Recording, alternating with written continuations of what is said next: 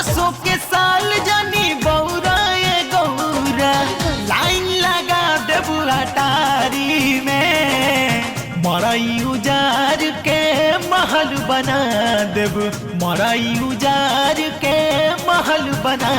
देबू जइहा बाजार सफारी में जइहा बाजार सफारी में मरई उजार के महल बना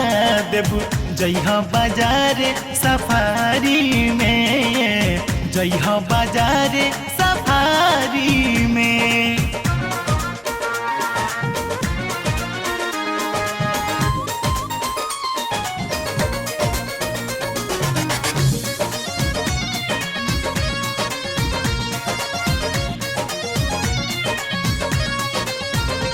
बनी शीशा के घर लगी मार्बल पत्थर नौकर चाकर खाचा कच चलिए सी फर फर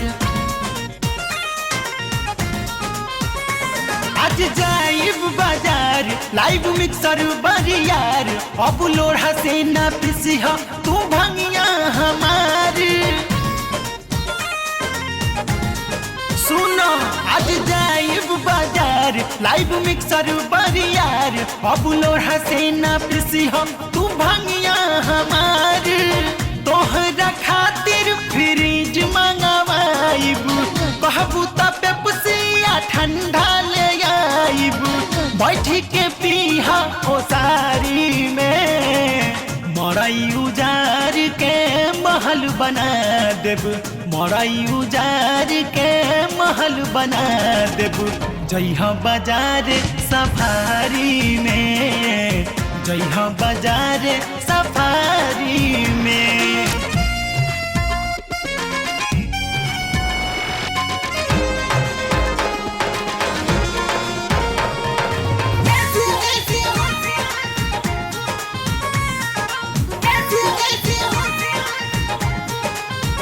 धनिया हमार हम होई तोहार अब काहे रिसियालू जब करतनी प्यार दोनों लइकन के खातिर सुन बुलेट मंगाइब अब बस के छोड़ी हम ओडी चलाइब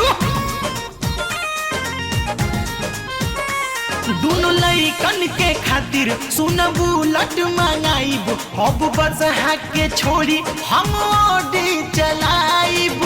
चश्मा या टोपी लगा के हम चलब